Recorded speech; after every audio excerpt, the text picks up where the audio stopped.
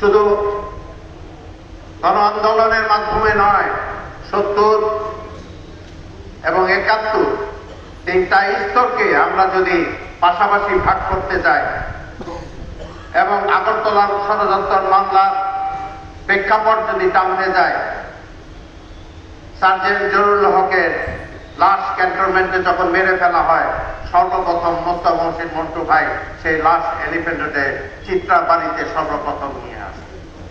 সেখানে অনেক ইতিহাস আছে, অনেক তথ্য রয়েছে যা ইতিহাসের পাতায় এবং পাঠ্যপুস্তকে লিপিবদ্ধ হয় নাই, যা বাংলাদেশের মুক্তিযোদ্ধা জাদুঘরে আজ পর্যন্ত লিপিবদ্ধ হয়নি।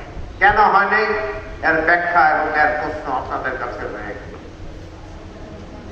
আমরা 6 ভাই, দুর্বল। একদম সবচেয়ে বড় ভাই হলেন উনি অ্যাটমিক এনার্জির চেয়ারম্যান ছিলেন, আর 5 ভাই আমরা মুক্তিযুদ্ধে সরাসরি জড়িত। মন্টু ভাই এক প্রেক্ষাপটে সেনাবাহিনীর সাথে এক সংঘর্ষ, তার প্রেক্ষাপটে নিউ মার্কেটে ইপিআর এর সাথে সেটা হয় এবং বঙ্গবন্ধু মন্টু ভাইকে ডেকে নিয়ে বললেন, সিরাজুল আলম সাহেবকে ডেকে নিয়ে বললেন, ছাত্রলীগ তো সিরাজ ঢাকা বিশ্ববিদ্যালয়ে অবস্থান করতে পারছে না, প্রবেশ করতে পারছে না।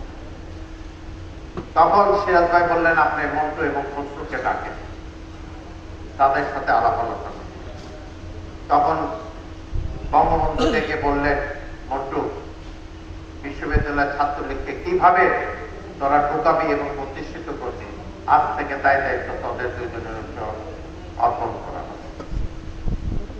মন্টু ভাই তৎকালীন ছাত্র সংগ্রাম পরিষদের সাথে গোপন মিটিং করে Pakistan national student front NSF Ayub Khan, পাসপাত্তু এবং খোকা চরম অবস্থায় ঢাকা শহরে বিশ্ববিদ্যালয়ের মধ্যে এবং ঢাকার বাইরে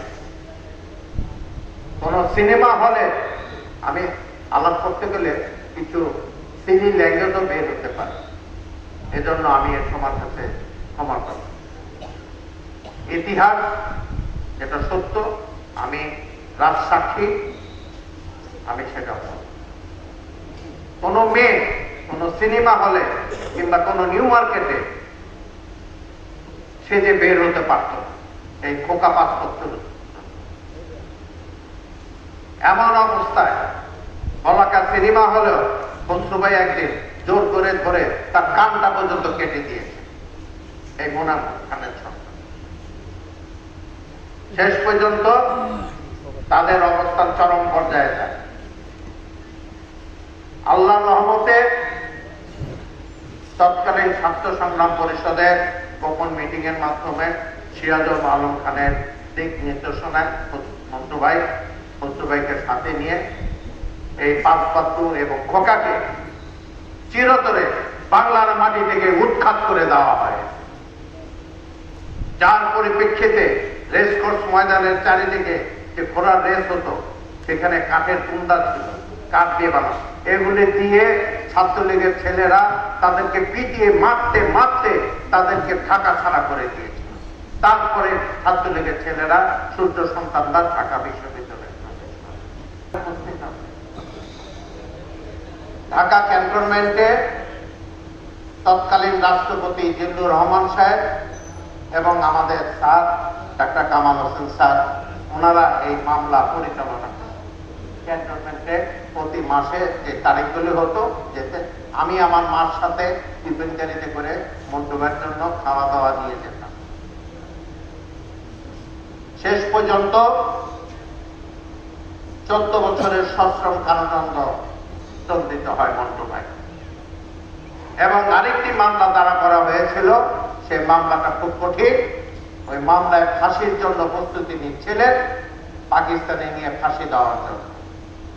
তারপরে ইস্ট পাকিস্তানের গভর্নর ছিলেন আহসানুল্লাহ। বঙ্গবন্ধু আহসানুল্লাহকে ফোন করলেন, এটা কি করে হয়, আমার ছেলের আমার ছাত্রদের ফাঁসি দেওয়া হবে পাকিস্তানে নিয়ে। তারপরে তারপরে আন্দোলন, ছাত্র জনতার আন্দোলন সারা দেশব্যাপী উত্থাল পাতালের মতো জোয়ার শুরু হলো।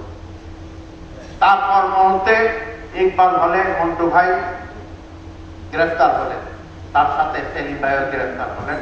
আমার বড় ভাই সেলিম ভাই, খসরু ভাই, মন্টু ভাই কিন্তু দুই, আর খসরু ভাই আমাদের পরিবারের একজন, সিরাজুল খানের ভাই। জেলখানায় বসে মন্টু ভাই